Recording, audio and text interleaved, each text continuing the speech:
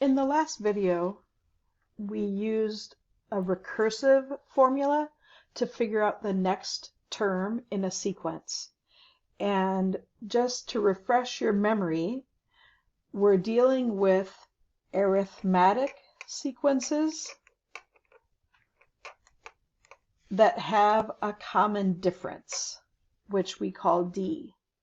So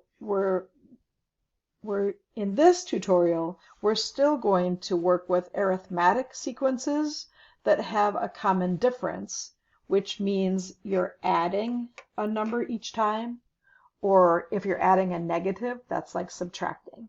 So in this video, we're going to, instead of using the recursive formula, we're going to use the explicit formula. So it's a way to calculate the next term of the sequence if you don't know the term that came before. So in recursive formulas, when we use the recursive formula in the past, we would take the term before and we would add a number. So in the home run example, term 0 was 125. Oh, sorry. If they did 0 home runs, that was term 1. So this is the term number, and this was the home runs. So term 1 was when they had 0 home runs, they got $125. Term 2 is when they had 1 home run, and they got $125 plus 18 more dollars. So that's 143, because 125 plus 18 is 143. So it's okay to use the recursive formula if you know the term that came before. But what if I asked you, what is the 1 billionth term of this sequence? Would you want to have to figure out 1 billion terms? That would take a very long time. Well, if you don't want to go through all those extra steps, that's when you use the explicit formula. To use the explicit formula with arithmetic sequences, you just need 2 pieces of information. So here's what the explicit formula looks like. And if you were reading this, you would read it as A sub n equals A sub 1 plus D times n minus 1. So there's a lot of letters and numbers, but it's not as complicated as it looks at first. So A sub n, that's the term you're looking for, okay? A sub 1 is just term 1. So A sub 1 is just the same as saying term 1. So far we have A sub n is the term we're looking for. A sub 1 is just another way of saying term 1. And the other information we need is the D. And D is the common difference. So that's the amount that we're adding or subtracting each time. So in this case, the common difference is 18. Another thing you'll see in this formula is the letter N. And you'll see it right here, and you'll see it right here. N just means the term number. Okay, so N just means the term number. So that's what these things in the formula mean. So to find the term that we want to find, we take the first term plus the common difference times the number of the term that came before. That's what the -1 means. So let's do an example. So say we're looking for the 93rd term. That's what they wrote here. They wrote, we're looking for the 93rd term. And then we're going to take the first term, which is 125. If you look at the chart at the very beginning of this assignment, the first term is 125 plus D, and that's the amount that we add each time, which is $18 per home run, times the term we're looking for -1.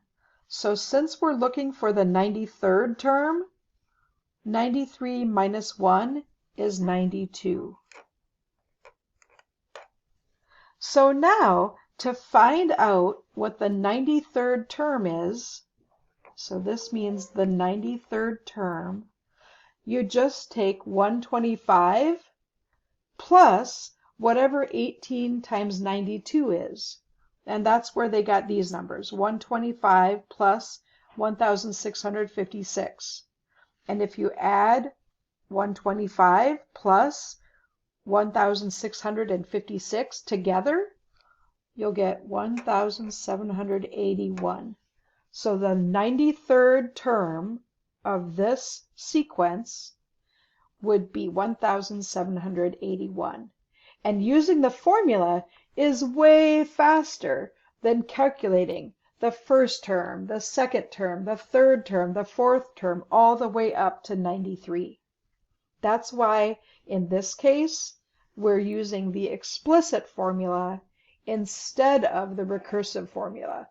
Because if we use the recursive formula, we'd have to figure out the first, the second, the third, all the way up to the 93rd term, which would take a very long time. So the explicit formula allows us to skip all those in-between terms and go directly to the one that we're looking for.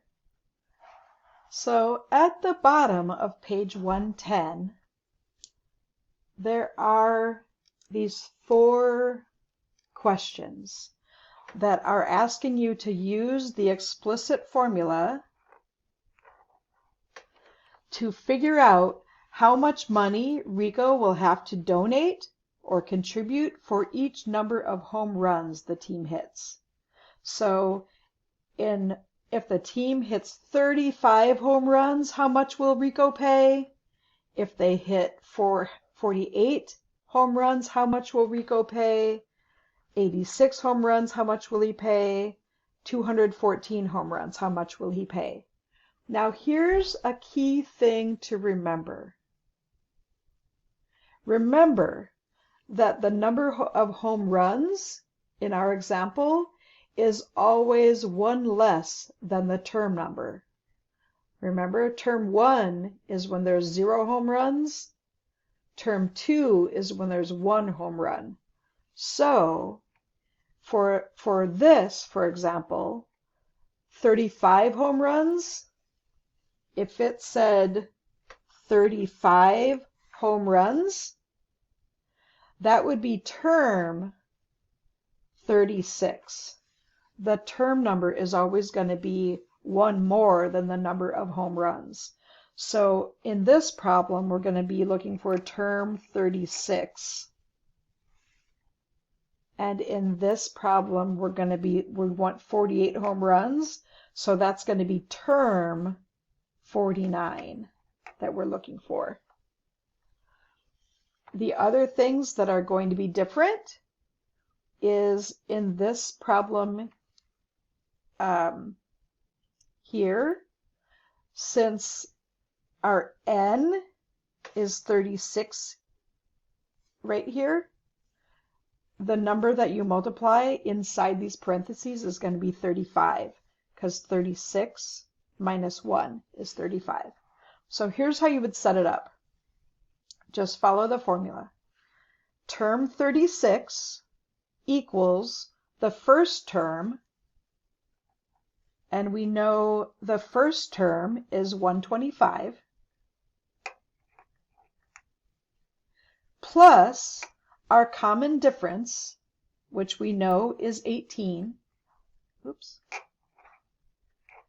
times n minus 1. And in this problem, our n is 36, so n minus 1 is going to be 35. So now you just simplify that. You do the math. You simplify this expression. So term 36 is going to be whatever 125 plus 18 times 35 is. So what I would recommend you do if you're using a calculator is calculate 18 times 35 first and then add on 125. So 18 times 35 is 630. So if you add 630 plus 125, you'll find out that the 36th term is 755, which means that the 36th term is when they hit 35 home runs. When the team hits 35 home runs, they're going to get $18 for each of the home runs plus $125, which is going to come to a total of $755. So now you set up the other three and do the calculations. I'll help you get started on B, which is when they hit 48 home runs. So when they hit 48 home runs, that's term 49. So that's why we have A sub 49 here. So to find the 49th term, we take term 1 and then we add D, which is 18. Remember, our D is 18, times the term number minus 1. So our term number is 49. So 49 minus 1 is 48. So you simplify this part of the expression. On a calculator or on paper or in your head, do 48 times 18 and then add 125 to it. And then you'll know what the 49th term is, which is the amount of money that Ricoh has to pay when the team makes 48 home runs. And then go ahead and you do these two calculations on your own.